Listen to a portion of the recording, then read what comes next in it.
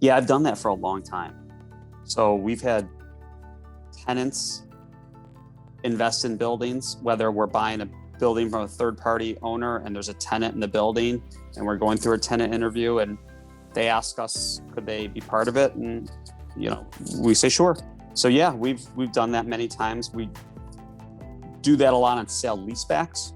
When you're buying from a physician group, sometimes there's younger physicians who never had the opportunity to invest in the deal before. They're going to be there for many years. They will co-invest with us. On the development side, I think that's a good opportunity too, because a lot of these physicians look at it as if they're paying rent, they're going to be there a long time. And I'm sure you see this too.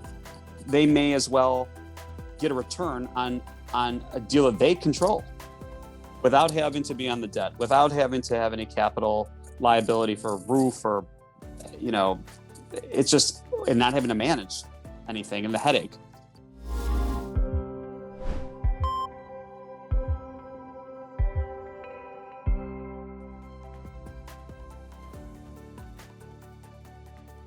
Welcome to this week's episode of the Providers, Properties, and Performance podcast, where I interview Brian Howard, founder and president of Stage Equity Partners, a real estate investment company headquartered in Chicago, but invests in medical office buildings and healthcare real estate nationally. We learn about the background of his company and how it is able to respond to market conditions. And we learn a little bit about Brian as well. So I hope you enjoy this interview. So Brian, welcome to the Providers, Properties, and Performance podcast. Nice to see you, Trish. So Brian, I start with getting a background on your company. So tell me how Stage Equity Partners started and the story behind it. Sure. So I was a lawyer here in Chicago for a number of years and saw all my clients out and about doing deals and creating value, and was jealous of that lifestyle. So I had to I was a real estate lawyer. I had to break into real estate, happened to end up working for someone who was a real estate developer here in town and learned the business. And then in April of 2009, right when the economy was teeter-tottering, decided to start our business as a one-man band, and healthcare was in its infancy in 2009. So I remember going to a conference, and they had industrial real estate panel, and they had a retail panel, and then they had a department panel, and then they had another. And I was on this other panel with like a marina person, a parking garage person, and me as the healthcare person. And it was strange for everyone because our rents were so high. We're dealing with physicians, and the build outs were extravagant. And for me, I fell into it and bought my first building in 2010 and haven't looked back since. So had you previously worked and done any deals in the medical office space before being on that panel? I worked for a developer who did medical office deals, and by the time I was on the panel, I had closed my first deal. By the time I closed my second deal in 2010, it happened to be with Chris Bodner and Lee Asher, who were just starting their business, and I had just started mine. And BOMA was 600 people, and they needed someone on a panel at BOMA that did deals like what I consider the middle market, so sub institutional deals. So I just bought a small deal in Atlanta from them, and they said, Brian, come talk about that deal. So lo and behold, I had closed one or two deals, and I'm on a panel with all these REITs and me, and I'm like, one of us doesn't look like the other, and ended up meeting someone from Healthcare Realty Trust, and ended up bought two buildings later that year from Healthcare Realty Trust. And that's how really all things just got started. I wish I would tell you there was a more strategic venture. Yeah. It just sort of happened. And then healthcare, as you know, has evolved in such a different way from where we are, I guess, 11 or 12, 13 years ago. Yeah. And what kept you in the healthcare real estate asset class? And do you do other, Yeah, I groups? just I liked being having a knowledge and be looked at as an expert in a particular field. So I saw people, looking at, and they were agnostic on asset classes, whether they were Right. buying hotels or apartments. And for me, I thought the way to differentiate myself and my business was learn everything I could know about this one particular field. So spent a lot of time with doctors and physicians and healthcare administrators and just learn kind of on the back end on the operations side. And then my thought was hopefully that I could then understand how to underwrite and due diligence good medical office deals.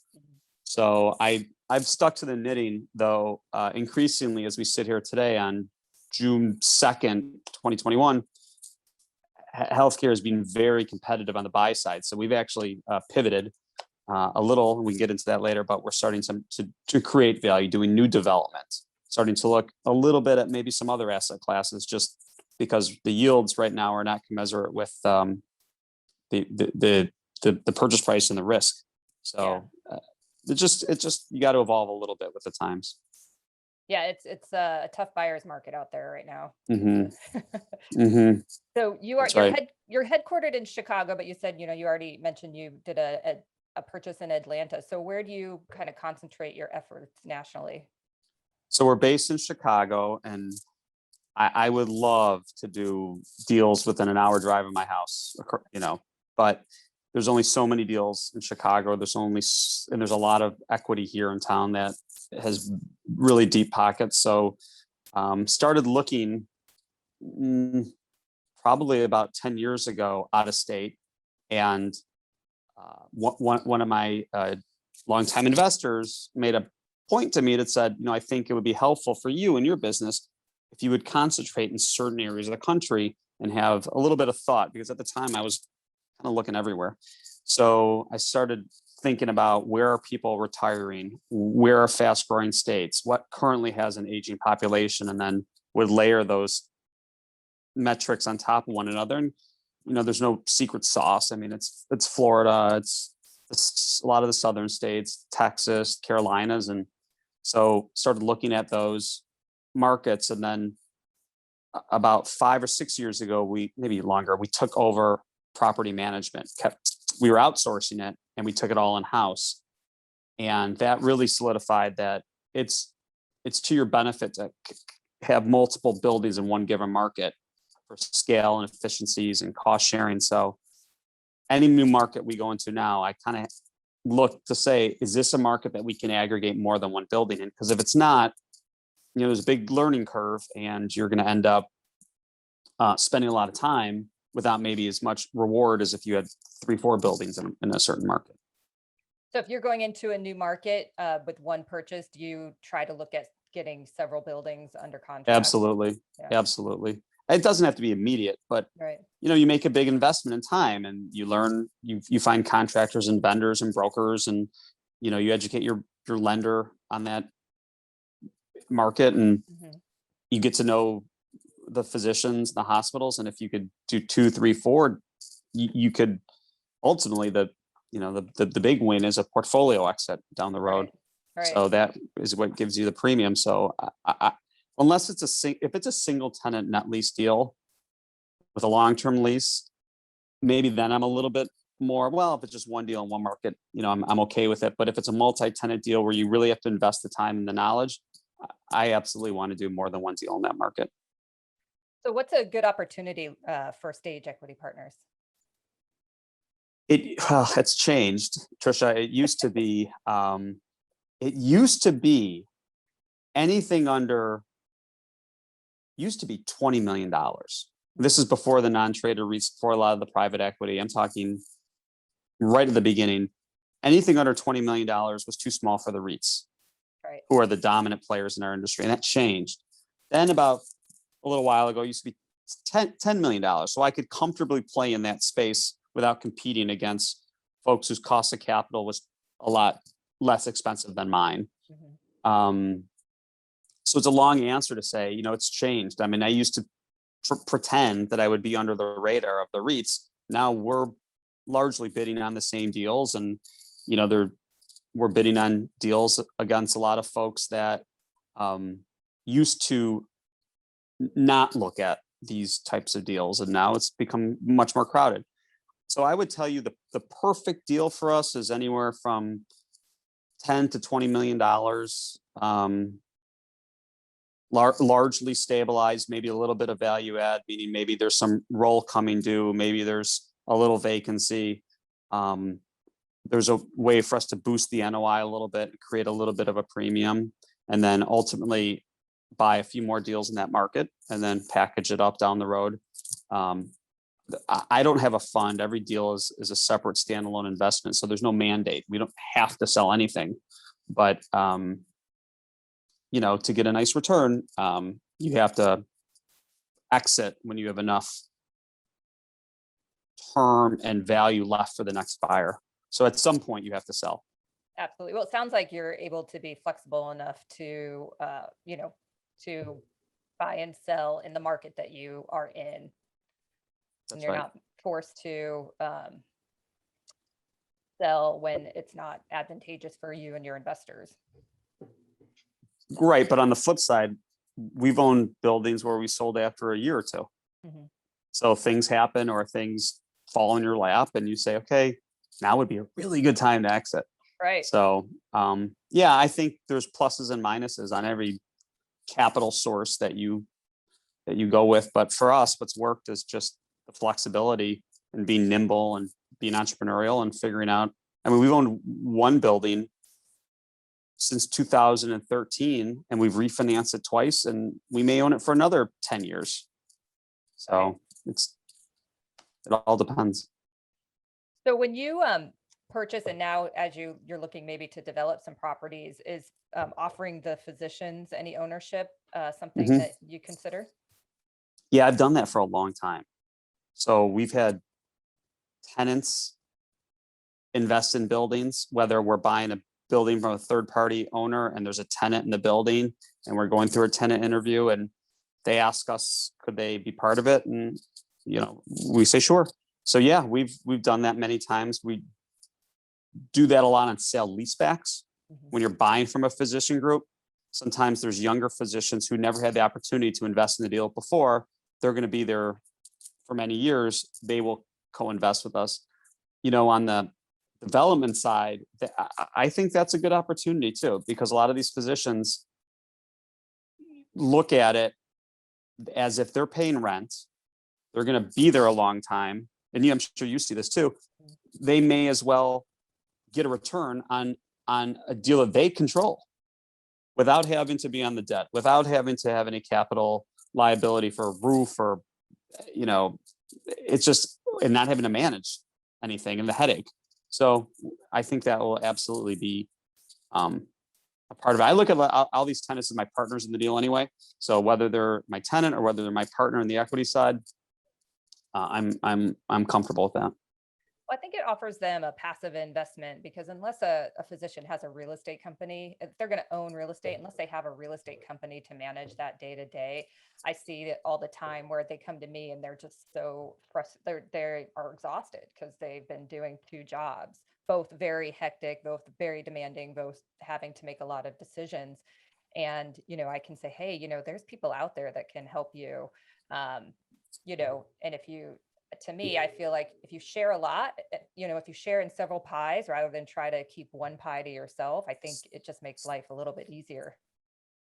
Yeah, I agree. I think we see a lot of sale leasebacks because a lot of times these physicians, you said the word exhausting, it's hard, especially all of a sudden an HVAC unit goes out in the middle of the workday and they got to deal with that. Or sometimes you have physicians, maybe the partnerships aren't quite working out the way they would have hoped. And you have physicians that own the building and have retired.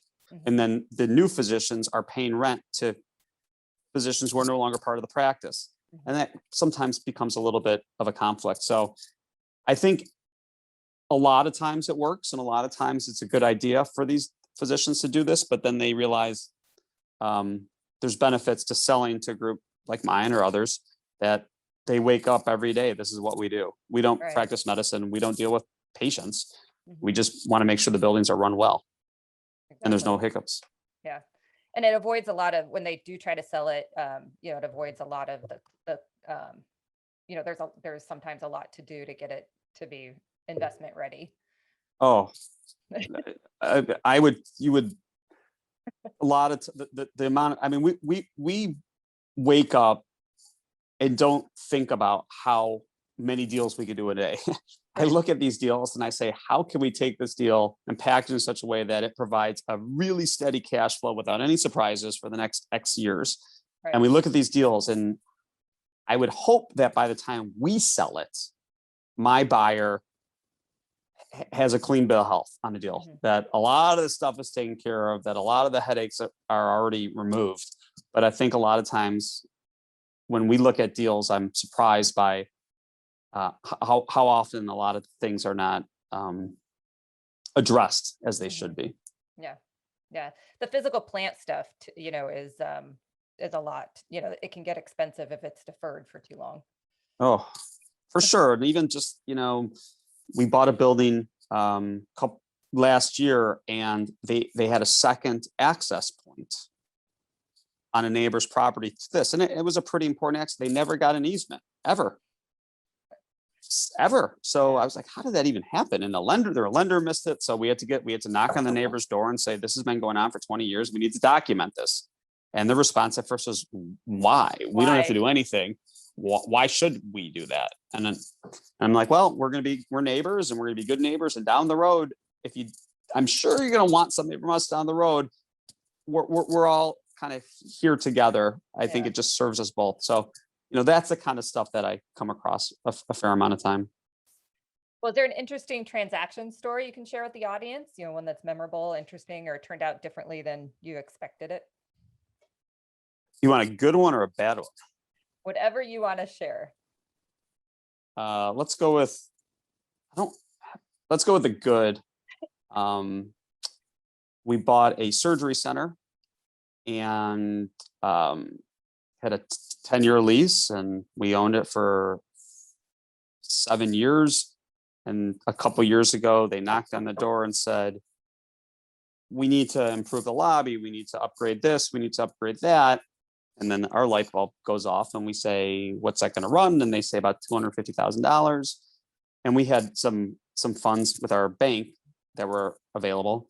So, we said, hey, let us pay for that. And if you're not planning on going anywhere, in exchange, tack on some extra years on your lease. That will then help us with our loan. And they did, and we did, and they were thrilled that they didn't have to spend the money. We were thrilled because we got extra years on the back end, and then we sold that. We weren't planning on selling that, but with the extra term, we were able to sell it within 6 months of that transaction. Oh, So that's that great. was actually, sometimes those things I would tell you we were strategic. I think that fell in our lap. Another story, maybe not quite as positive, but it was okay, is we had a building in Florida. It was a big building, 60,000 square feet. And we had a hospital who took 40,000 out of the 60,000 square feet. And this hospital bought more and more physician groups.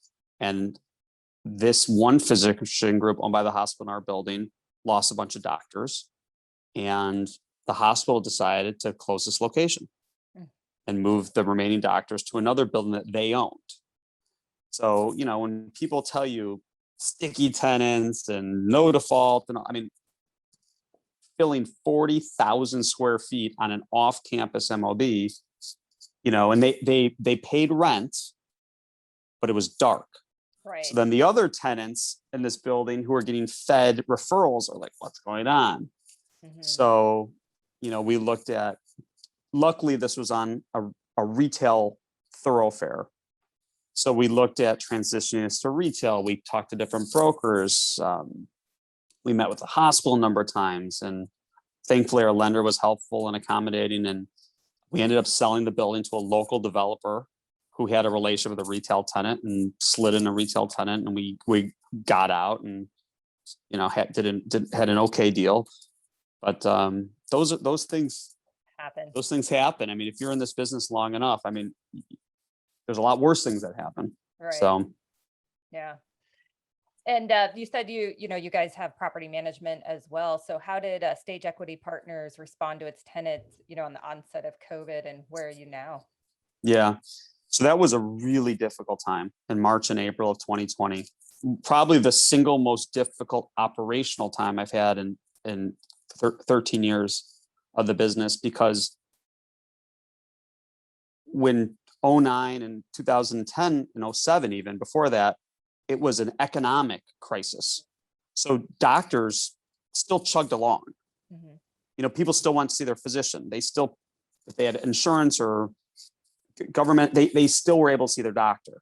So healthcare back then, even during the economic crisis, still was able to maintain its viability. This was a healthcare crisis. For Right. the first time ever, doctors couldn't show up to work. And nobody had ever dealt with this. So we had physicians calling. We had physicians who were partners in deals calling. We had hospitals calling. And, it was, the nice thing about our business is we're friendly competitors. So I called and checked in with some of the REITs and some of the other private equity firms, said, what are you hearing? What are you looking for?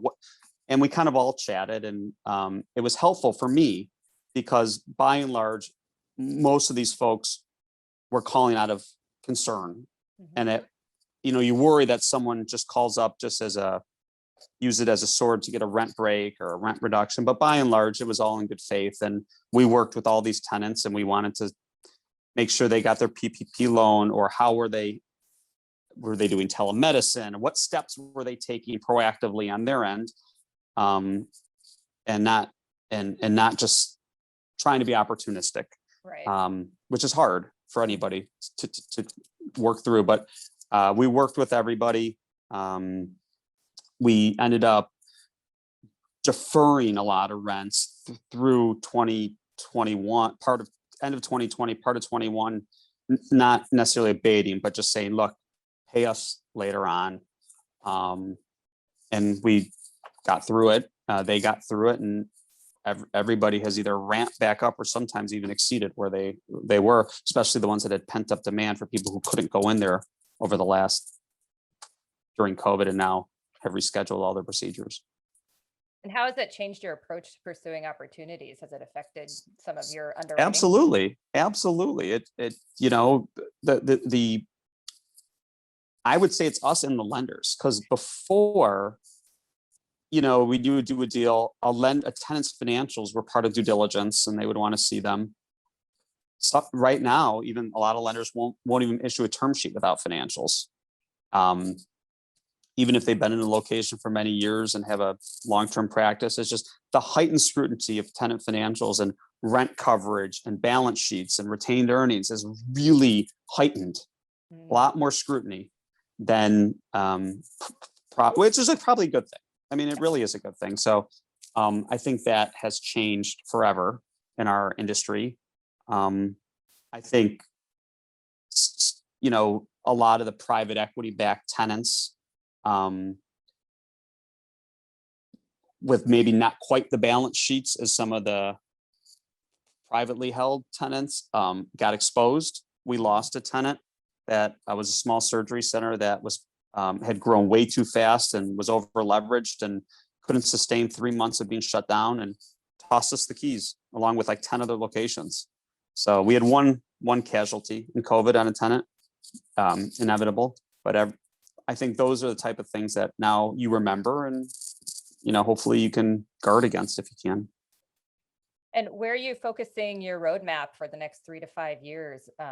With you said you might even be exploring other asset classes, but with healthcare, real estate, and just in general.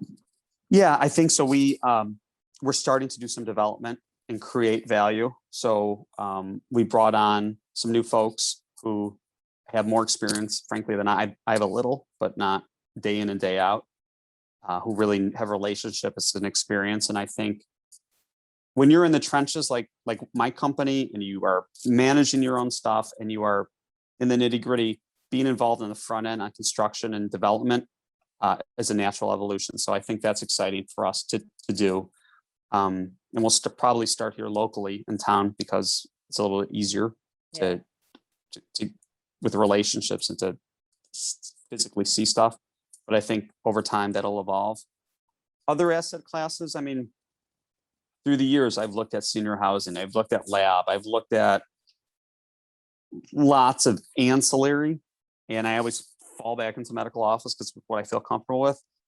But you know, I have my eye out on other types of investments. If you know the cap rate on similar better credit on a non-healthcare deal is more attractive and the risk adjusted return is stronger, I'll look at it. So I'm starting to look at other assets to see, can we get a better yield with a lower risk?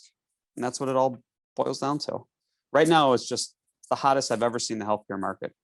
Yeah. And I think, some biotech and labs and stuff like that, they're going to come out of this, because of the pandemic, to try to prevent another one and have more research and stay ahead of the curve. Maybe.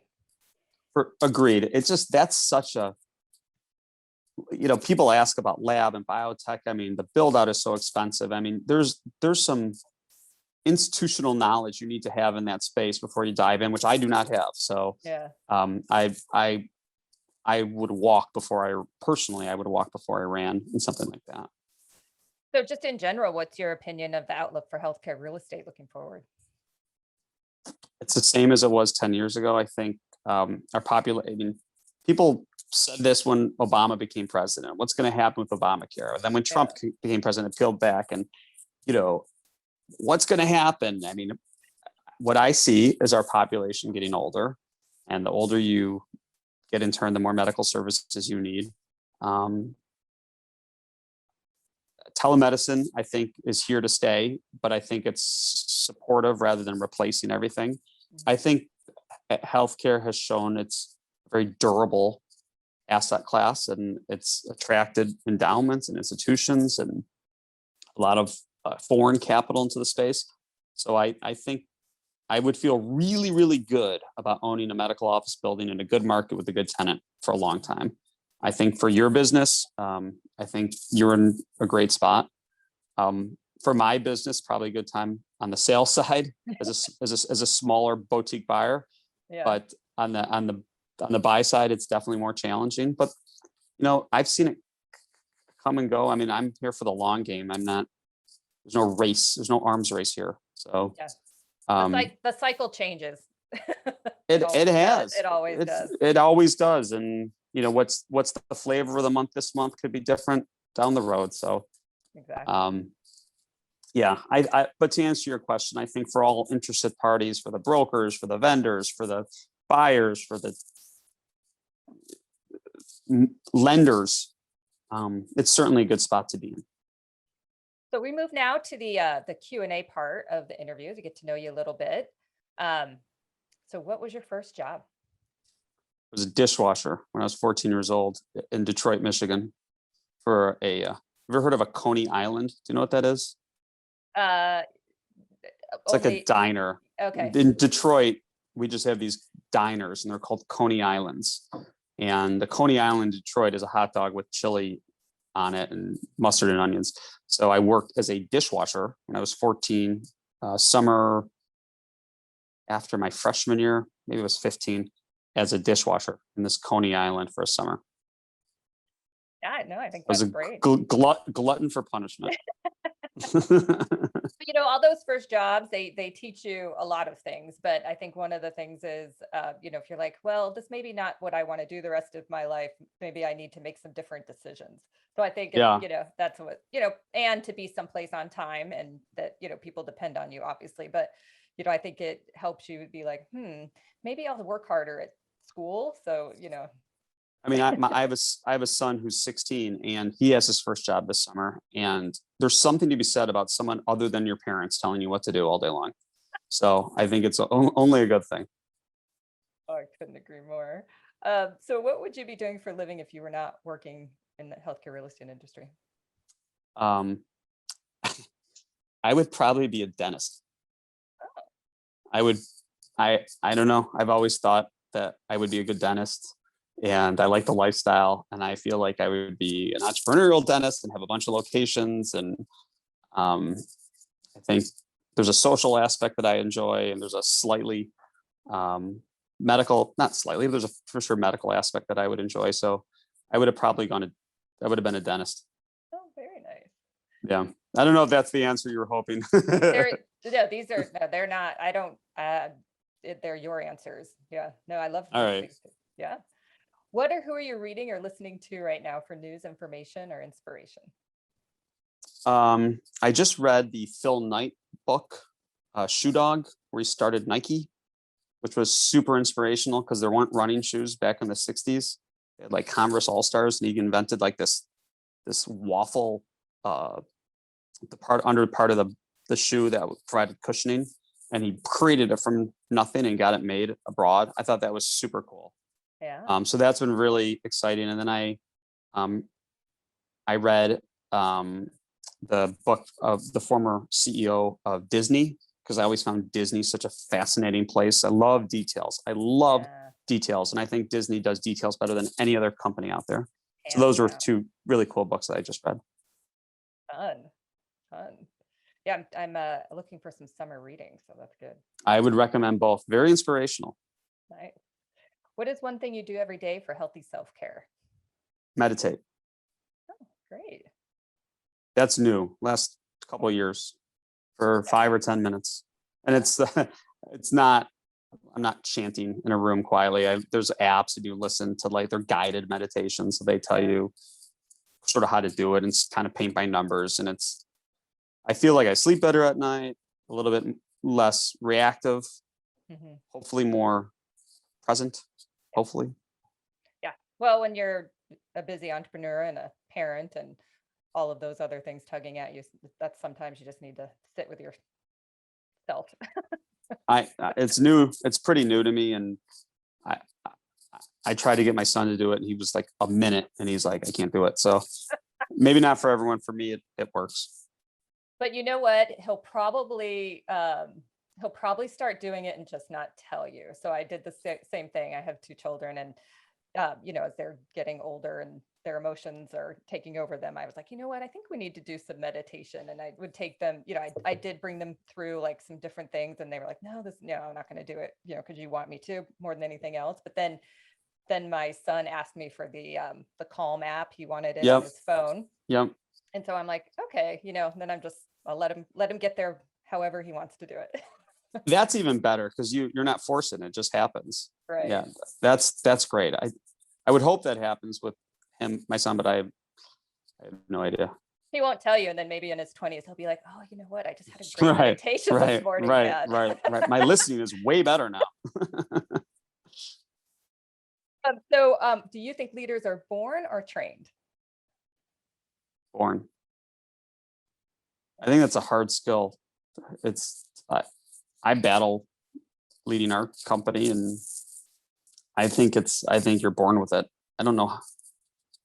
I'm curious to know what other folks have said to this answer, but I think born. Yeah, I mean, I think a lot there's an instinct to want to lead, or just take charge. I think there's some instinct into that. I think it's been some of the common themes, but the ongoing, I mean, you constantly have to learn different skills for different situations, and it's a constant learning to continue to be a leader and to continue to be a good leader. And then as companies grow, you have to lead different people different ways, or different teams, or different, I mean, you're always adapting. I agree. I think the learning piece is, I guess you're right. Like someone who is a leader today, 20 years from now, the world's gonna be a lot different. Mhm. Maybe that style or doesn't quite work. I mean, probably when our parents were, I mean, there was a lot of command and control in Mhm. leadership, which, I think right now it's just different. Well, the big article today in Crane Chicago, which is our was about how CEOs are adapting to work at home. And the big article said the CEOs want people in the office because they're largely control. It's a level of control. Yeah. So, I mean, that's for real time. One of the things that I see people battling with how to respond to that. I don't think there's not a right or good answer right now. So it's still so fragile too, coming out of the pandemic. I think giving people some leeway now, I don't think is a bad thing.